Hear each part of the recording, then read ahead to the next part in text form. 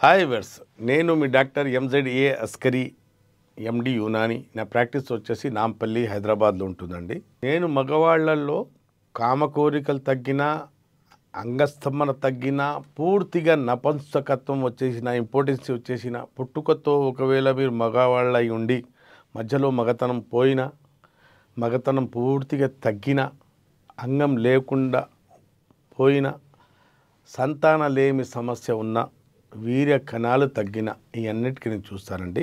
ఇవాళ నా టాపిక్ వచ్చేసి వయస్సు పెరిగే కొద్దీ అంగం సైజ్ తగ్గుతుందా అని ఒక క్వశ్చన్ చాలామంది పెద్దవాళ్ళు మాకు అడుగుతుంటారు. దానికి సమాధానం అవును, వయస్సు పెరిగే కొద్దీ అంగం సైజ్ తగ్గొచ్చా అంటే అవునండి, తగ్గొచ్చు. దాని కారణాలు ఏంటి, ఎందుకు తగ్గుతుందని చెప్తాను. సమాధానం ఏంటంటే, ఒక Indian male average erectile penis size ఎంత అంటే 5 to 5.5 వరకు ఎరెక్ట్ అయిన పెనిస్ ఎవరేజ్ సైజ్ ఉంటుందండి.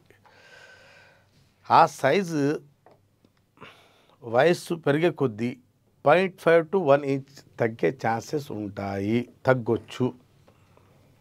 వయస్సు పెరిగే కొద్దీ అంటే 60 సంవత్సరాల తర్వాత తగ్గొచ్చు. దాని కారణాలు ఏంటి? దాని కారణాలు ఏంటంటే, లో టెస్టోస్టిరాన్ మేల్ హార్మోన్, మన అంగానికి స్తంభింపజేసే హార్మోన్, అంగానికి ఆరోగ్యంగా ఉంచే హార్మోన్, అది తగ్గిపోవటం వల్ల అంగం సైజు తగ్గొచ్చు, కుచించుకుపోవచ్చు. రెండోది లో బ్లడ్ ఫ్లో, అంగం వైపు బ్లడ్ ఫ్లో పూర్తి స్థాయిలో రాకపోవటం. అంటే ఎంత అంగం వైపు రక్త ప్రసరణ ఉండాలో కొన్ని అడ్డంకుల వల్ల, కొలెస్ట్రాల్ వల్ల, లేదా సిగరెట్ వల్ల, స్మోకింగ్ వల్ల ఏమవుతుంది, రక్తనాళాలు కుచించుకుపోతాయి. అంగం వైపు వచ్చే రక్తనాళాలు కుచించుకుపోయి ఉంటాయి. కొలెస్ట్రాల్ వల్ల, అక్కడ కొలెస్ట్రాల్ కూడుకుపోవటం వల్ల పూర్తి స్థాయిలో న్యూట్రిషన్ అంగం వైపు జరగకపోవచ్చు. అప్పుడు సింకేజ్ అయ్యే ఛాన్సెస్ ఉంటాయి. అతి బరువు, పొట్ట పెద్దగా అయిపోవటం, అంటే టమ్మీ ఎక్కువ పెద్దగా అయిపోవటం, సెంట్రల్ ఒబెసిటీ, దానివల్ల కూడా అంగం సైజు చిన్నగా అయిపోవచ్చు.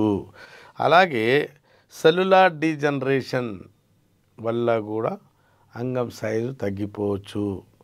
అలాగే అంగం వాడుకోకపోవటం వల్ల కూడా, ఒక వయసు వచ్చే వరకు పెళ్లి చేసుకోకపోవటము, లేకుంటే మధ్యలో పెళ్ళం చనిపోతే పెళ్లి చేసుకోకపోవచ్చు, వాడుకలో లేదు, అంగం వాడుకలో లేదు అంటే యూజ్ చేయట్లేదు, అప్పుడు కూడా అంగం సైజు, అంగంలో అట్రాఫీ వచ్చే ఛాన్సెస్ ఉంటాయి. అలాగే యునాని సైన్స్ ఏం చెప్తుందంటే, అతిగా హస్తప్రయోగం చేసే వాళ్ళల్లో కూడా అంగం సైజు చిన్నగా అయిపోతుంది. మొదట ఉన్నది అంటే మన ప్యూబర్టీలో యవ్వనంలో ఉన్న సైజు మళ్ళీ మీకు హస్తప్రయోగం చేస్తూ చేస్తూ అది తగ్గిపోయే ఛాన్సెస్ ఉంటాయి, తగ్గుతుంది కూడా. ఎన్ని కారణాలు ఉన్నాయండి. మనం ప్రకృతికి విరుద్ధంగా వెళ్ళినప్పుడు కొన్ని అనర్థాలు, కాంప్లికేషన్స్ మాత్రం రావటం ఖాయము. అది మరి ఏ అవమానం మీద చూసి, ఇప్పుడు మనం చేయి వాడట్లేదు అనుకోండి, ఈ చేయి వాడుకుంటున్నాం, ఈ చేయి వాడలేదు అంటే ఈ చేయిలో ఎట్రాఫీ వచ్చేస్తుంది, ఈ చేయి ఆరోగ్యంగా ఉండదు. కట్టేసి పెట్టండి 2 సంవత్సరాలు, ఈ చేయి ఆరోగ్యంగా ఉండదు. కాబట్టి వాడుకలో ఉండాలి, మిస్యూజ్ చేయకుండా ఉండాలి. ఇప్పుడు వాడుకోవాలంటే అంగం వాడుకలో ఉండాలంటే సెక్స్ చేసుకోవాలి, భార్యతో సెక్స్ చేసుకోవాలి, అది వాడుక కాదు. నేను హస్తప్రయోగం చేస్తా అంటే మళ్ళీ దానివల్ల కాంప్లికేషన్స్ వస్తాయి. హస్తప్రయోగంలో ఏమవుతుంది, అంగం బాగా రాపిడి చేయటం వల్ల, మన ఈ హస్తంతో రాపిడి మనమే ఫిక్స్ చేసుకుంటాం. యోని గ్రిప్ నార్మల్గా ఉంటుంది, మనం సెక్స్ చేసేటప్పుడు అక్కడ పెద్ద గ్రిప్ ఉండదు.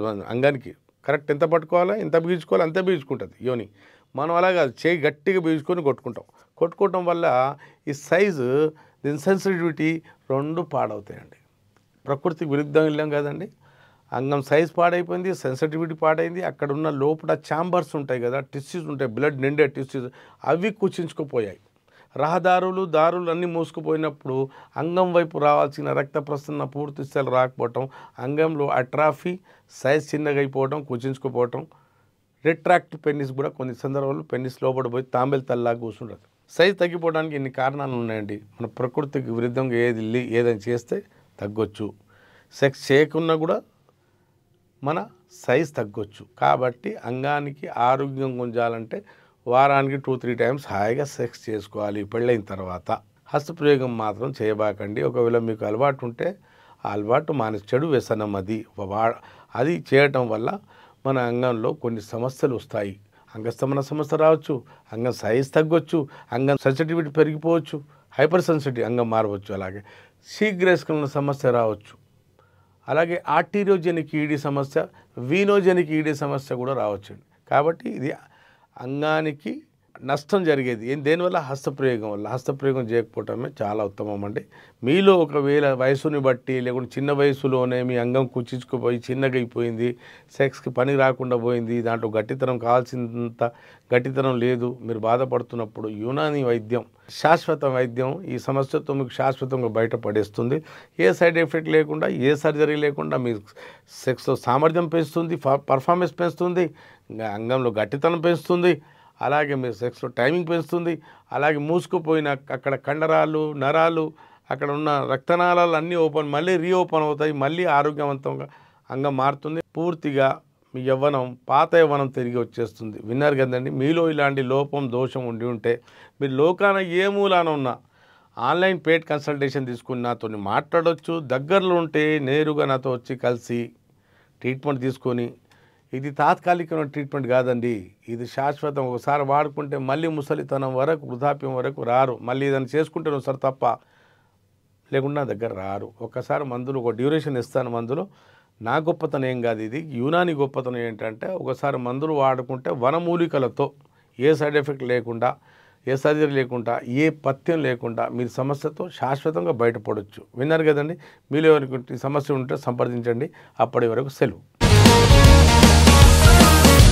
Sir, one life lesson what medicine has taught you. Whatever you can do without expecting.